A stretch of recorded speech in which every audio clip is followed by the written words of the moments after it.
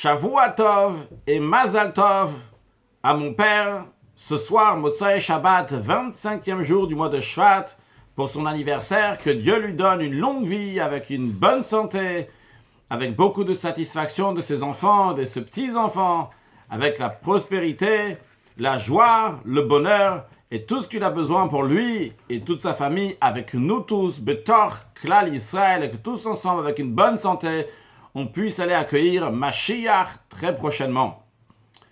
Le 22 Shvat, c'était la Iloula de la rabbinite Chaya Mushka, l'épouse du rabbi, décédée en 1988. Le Rav Leibel Groner raconte: à Borough Park, il y avait une famille qui était des proches de famille du rabbi, et ils transmettaient des messages par la rabbinite. Il téléphonait à la rabbinite, et la rabbinite disait au rabbi: un jour, la mère de famille est tombée gravement malade. Elle était à l'hôpital, et les médecins ont proposé de faire une opération. Les membres de famille ont appelé la rabbinite, et ont demandé à la rabbinite de dire au rabbi que les médecins veulent opérer la mère de famille. Est-ce qu'il faut faire l'opération? Est-ce qu'il y a la bracha, la bénédiction du rabbi? La rabbinite a transmis au rabbi. Et le rabbi a dit, il ne faut pas faire l'opération. Bien, la rabbinite a transmis à la famille, et la famille a transmis aux médecins qu'ils ne veulent pas faire l'opération. Quelques jours plus tard, les médecins ont dit que la situation de la mère s'est dégradée, et il faut faire l'opération parce que ça risque de se dégrader et d'arriver au pire. Alors, la famille, ils ont appelé la rabbinite et ils ont dit à la rabbinite, s'il vous plaît, est-ce que vous pouvez demander au rabbi, est-ce que on peut faire l'opération? Parce que les médecins disent que ça s'est dégradé. Si ça s'est dégradé plus que ça sera la fin. Alors, la rabbinite, elle a dit, je suis une chassida du rabbi. Et en tant que chassida du rabbi, je sais qu'à Lubavitch, on ne demande pas deux fois. C'est-à-dire que si le rabbi a dit quelque chose, on ne demande pas une deuxième fois. La famille est très embarrassée, quoi faire? La rabbinite, elle a dit, si vous voulez, la seule chose que je peux faire, c'est si le rabbi va me demander comment va la mère de famille, je lui raconterai que vous avez appelé aujourd'hui, que les médecins ils ont dit comme ça, mais demander une deuxième fois, ça, non. Je ne demande pas une deuxième fois. Le rabbi a dit pas opérer, on n'opère pas, c'est tout. Bien, la conversation s'est finie là. En effet, lorsque le rabbi est venu dîner le soir avec son épouse, la rabbinite Chaya Mushka, le rabbi a demandé comment va la mère de famille. Et la rabbinite a raconté ce qu'ils ont dit. Et la rabbinite a bien souligné qu'elle ne demande pas, elle raconte ce qui s'est passé. Et le rabbi a répété encore une fois, il faut hors de question, il ne faut pas l'opérer. Bien, quelques jours sont passés et la famille rappelle à nouveau la rabbinite. Elles disent que ça y est, la situation est arrivée au pire. Et les médecins disent que maintenant, si on ne va pas opérer, c'est pas juste question ça va se dégrader, ça va être pire, mais ça y est, c'est fini si on ne va pas opérer la mère de famille. La rabbinite avait déjà dit ce qu'elle a à dire, on ne va pas rajouter plus. Elle a dit encore une fois, elle a dit que si le rabbi va lui demander, elle racontera. Et en effet, c'est ce qui s'est passé. Le rabbi a demandé, la rabbinite a raconté. Et la rabbinite a dit, la famille veut savoir, alors qu'est-ce qu'il faut faire?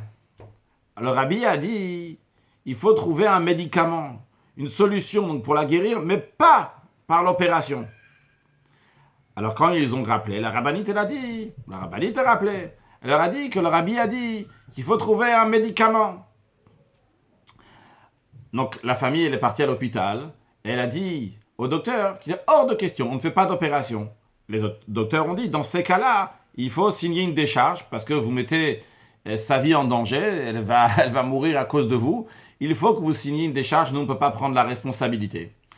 Les membres de famille ont dit, nous on veut que vous trouviez un médicament, une manière de la guérir, non pas avec une opération. Les médecins ont dit, rien du tout, il n'y a pas de médicament. La famille, elle a dit, mais le rabbi, il a dit. Et il a dit, mais qu'est-ce qu'il connaît le rabbi? C'est un rabbi. Nous sommes ici, les médecins. Nous voyons la personne qui est malade et nous avons décidé qu'il faut une opération. Il n'y a rien d'autre qui peut la sauver. La famille, qui avait confiance dans les paroles du rabbi, sont passés à l'hôpital, donc différents services, et ont demandé à des médecins conseil. Et il y a un médecin qui était dans un autre service qui a dit, je pense peut-être savoir à quoi votre rabbi fait allusion. Je vais lui donner un médicament. Et en effet, il lui a injecté un médicament. Et il a dit, on va voir, peut-être c'est ça que votre rabbi pense. Quelques jours après, la situation a commencé à s'améliorer. Le médecin a dit, sûrement, c'est bien ce médicament-là. Et il a continué à lui donner ce médicament. Et Baruch Hashem, cette femme est sortie de l'hôpital, vivante, en bonne santé, sans opération. Entre-temps, la famille téléphonait à la rabbinite, lui tenait au courant, et le rabbi demandait à chaque fois à la rabbinite comment va la famille, comment va la mère de famille.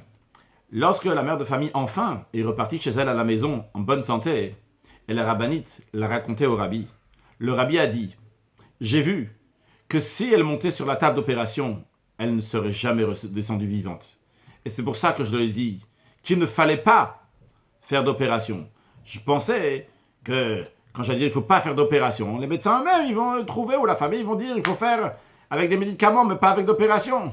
Et lorsqu'ils n'ont pas compris d'eux-mêmes, j'ai dû dire aussi qu'il faut faire avec des médicaments. Mais en tous les cas, elle n'aurait pas pu passer cette opération et ressortir vivante. Et le rabbi a dit à son épouse, de là, on voit que lorsqu'on dit quelque chose, le rabbi fait référence à lui-même, on dit, s'il parle de lui et de ce qui vient avec lui, en tous les cas, quand on dit quelque chose, qu'il faut écouter, même si tous les professionnels disent différemment, mais il faut écouter ce qu'on dit. Donc ça, c'est une histoire de la rabbinite. On voit comment la rabbinite, elle était en tant que chassida, en tant qu'un disciple du rabbi, qui écoute. Allô, Bavitch, on ne demande pas deux fois. Le rabbi t'a donné une réponse. Qu'est-ce que tu demandes une deuxième fois? Bon, Rachel, la réponse était claire. Le rabbi t'a dit quelque chose. Qu'est-ce que tu vas chercher maintenant à changer encore quelque chose? De deux choses, une. Tu fais confiance à ce que le rabbi te dit ou pas? Le rabbi t'a dit que c'est comme ça, c'est comme ça, c'est comme ça, c'est pas autrement. Il n'y a pas besoin d'aller demander une deuxième fois. Lorsqu'on a des réponses claires du rabbi, et des enseignements qui sont clairs du rabbi, que le rabbi dit il faut faire certaines choses, il n'y a pas lieu à questionner. C'est clair, c'est comme ça, et c'est pas autrement. Le rabbi, il y a plein de choses que le rabbi dit que c'est comme ça qu'il faut faire. Donner une éducation juive aux enfants, qui vont bien étudier la Torah, qu'on va aller en shlichut, on va aller en mission du rabbi, que chacun de nous doit diffuser la lumière autour de lui, aller vers l'autre, partager avec les autres. Il n'y a pas de question sur ça, il n'y a pas besoin de demander ou de remettre en question quoi que ce soit. Quand le rabbi dit quelque chose, c'est la parole de Dieu. C'est la parole de Dieu qui passe à travers ses prophètes, à travers son prophète, et qui nous dit exactement qu'est-ce qu'il faut faire. Le rabbi nous a dit que nous sommes la dernière génération de l'exil, la première génération de la délivrance. C'est clair et net, nous sommes la dernière génération de l'exil, la première de la délivrance. Et même si certains qui se pensent compétents de l'histoire, ou compétents de ci ou de ça, pensent différemment, ça change strictement rien. Il faut écouter aux prophètes de la génération, il faut écouter les paroles du rabbi. Alors, en ce qui concerne les médecins, évidemment, le rabbi l'a dit qu'il faut demander aux médecins. Et en général, le rabbi dit souvent, il faut demander à un médecin ami.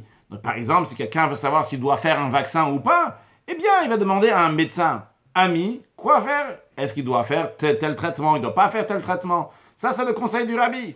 Alors évidemment, il faut écouter les médecins. Et le rabbi encourage d'aller chez les médecins. Et dans la paracha de Mishpatim, il est dit que le médecin a la possibilité de guérir. Pourquoi il a la possibilité de guérir? Parce que Dieu lui donne la possibilité de guérir. Alors évidemment, il faut écouter les médecins. Mais lorsque le rabbi dit quelque chose, même si les médecins disent autre chose, eh bien c'est le rabbi qui a raison. Parce que même quand on va chez le médecin, c'est pas parce qu'ils ont des forces naturelles. On va chez le médecin parce que la Torah, elle dit de passer par ces forces naturelles. Mais lorsqu'en l'occurrence, le rabbi dit de ne pas passer par ces forces-là, on va aller au-delà de ça, on va trouver un autre moyen. Eh bien, on trouvera un autre moyen. Que Dieu fasse, que nous allons faire ce que le rabbi nous demande de faire, matériellement, spirituellement. Et ça mène une réussite, pas seulement dans le monde à venir, mais dans ce monde-là matériel. Quand je dis dans le monde à venir, c'est lors de la venue de Mashiach, parce que on va avoir Chaim Nitzim, une vie éternelle, on va vivre éternellement, parce que Mashiach il va venir. On aura tous une vie éternelle, avec la venue de Mashiach très prochainement. Shavua Tov.